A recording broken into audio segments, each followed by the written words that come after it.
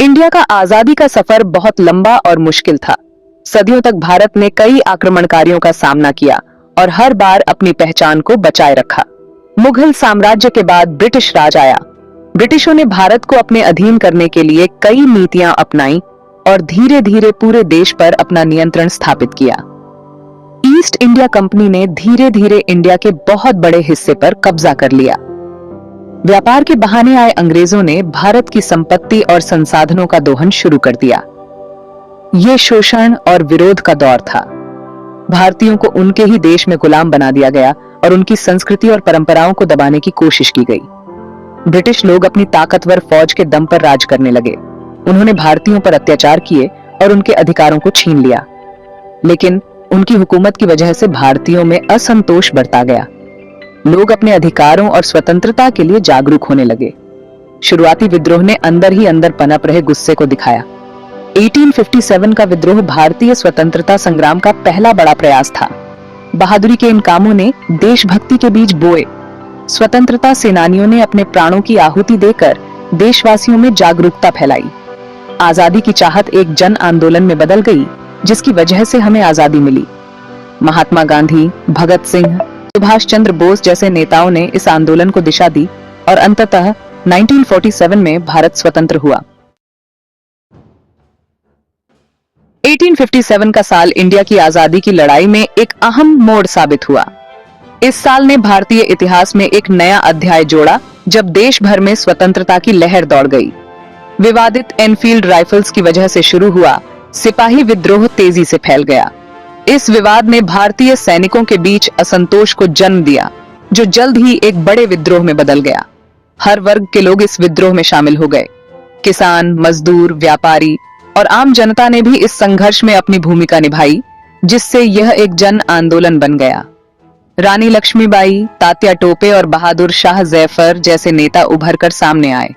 इन नेताओं ने विद्रोह को संगठित किया और ब्रिटिश हुकूमत के खिलाफ संघर्ष का नेतृत्व किया। हालांकि विद्रोह को कुचल दिया गया, लेकिन इसका गहरा प्रभाव पड़ा।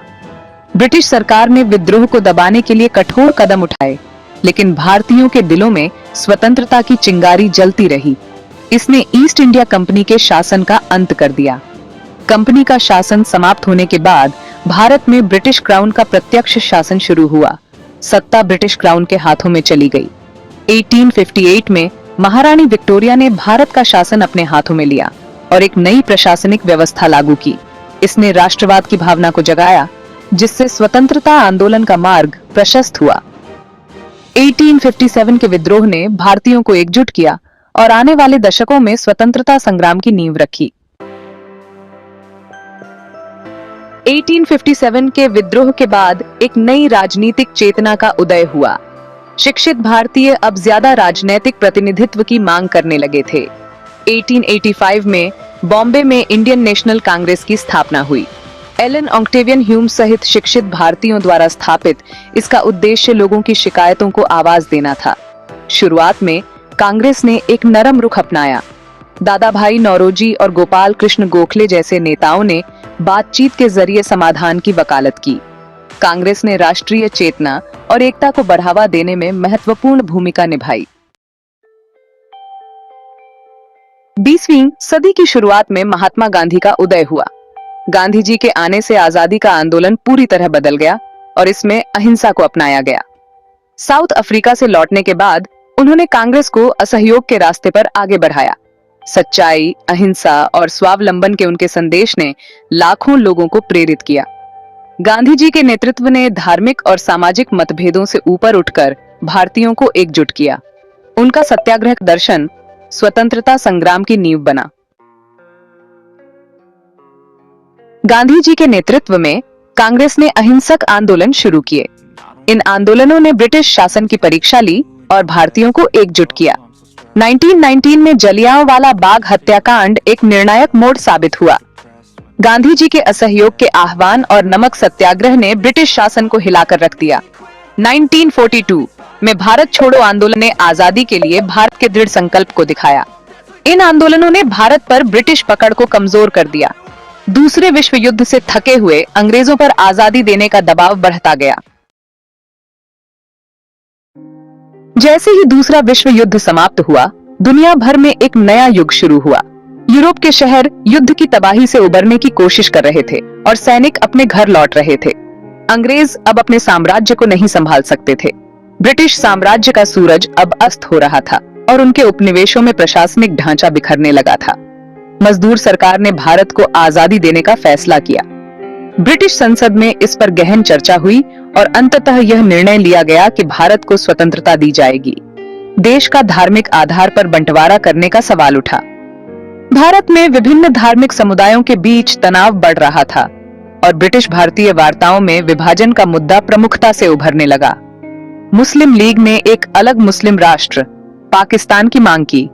जिन्ना और उनके समर्थकों ने पाकिस्तान के लिए जोरदार अभियान चलाया और यह मांग तेजी से बढ़ती गई। गृह युद्ध से बचने के लिए कांग्रेस अंततः विभाजन के लिए राजी हो गई। नेहरू और गांधी ने विभाजन को टालने की कोशिश की, लेकिन अंततः उन्होंने इसे स्वीकार कर लिया। 15 अगस्त 1947 को भारत ने आजादी हासिल की। यह एक ऐतिहासिक दिन था जब भारतीय तिरंगा लहराया गया और देश भर में जश्न मनाया गया। आजादी की खुशी पर बंटवारे के दर्द का साया मंडरा रहा था। लाखों लोग अपने घरों को छोड़कर नए देश की ओर पलायन कर रहे थे और परिवार बिछड़ रहे थे। इस विभाजन से बड़े पैमाने पर लोगों को विस्थापित होना पड़ा और सांप्रदायिक हिंसा भड़क उठी। विभाजन के दौरान हुई हिंसा में हजारों लोग मारे गए और लाखों लोग बेघर हो गए। बंटवारे के जख्म आज भी उपमहाद्वीप को कुरेद रहे हैं। भारत और पाकिस्तान के बीच की यह ऐतिहासिक घटना आज भी दोनों देशों के संबंधों पर गहरा प्रभाव डालती है और विभाजन की यादें आज भी जीवित हैं। बंटवारे के बावजूद भारत ने एक स्वतंत्र राष्ट्र के रूप में अपनी यात्रा शुरू की। राष्ट्र निर्माण का कार्य बहुत बड़ा था। भारत में सार्वभौमिक वयस्क मताधिकार के साथ एक लोकतांत्रिक व्यवस्था अपनाई। देश को गरीबी और सामाजिक असमानता जैसी चुनौतियों का सामना करना पड़ा। हालांकि भारत ने विभिन्न क्षेत्रों में उल्लेखनीय प्रगति की है। भारत की यात्रा जीत और हार से भरी रही है। देश लोकतांत्रिक मूल्यों और विकास के लिए प्रतिबद्ध है।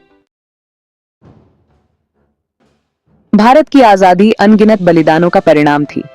1857 के सिपाहियों से लेकर कांग्रेस के नेताओं तक सभी ने महत्वपूर्ण भूमिका निभाई। स्वतंत्रता दिवस पर भारत इन वीरों को श्रद्धांजलि अर्पित करता है। प्रधानमंत्री लाल किले पर राष्ट्रीय ध्वज फहराते हैं। देश भर में लोग देशभक्ति के जोश के साथ जश्न मनाते हैं। स्कूलों और कॉलेजों में झंडा फहराने और सांस्कृतिक कार्यक्रमों का आयोजन किया जाता है। स्वतंत्रता दिवस वर्तमान और भविष्य पर विचार करने का समय है। यह हमें उन मूल्यों की याद दिलाता है जिनके लिए हमारे स्वतंत्रता सेनानियों ने संघर्ष किया था। आजादी की भावना इन मूल्यों को कायम रखने में है। यह लोकतंत्र को अपनाने, विविधता का सम्मान करने और न्याय के लिए प्रयास करने के बारे में है। आजादी की भावना हमें एक ऐसे राष्ट्र के निर्माण के लिए प्रेरित करे जो हमारे स्वतंत्रता सेनानियों के सपनों को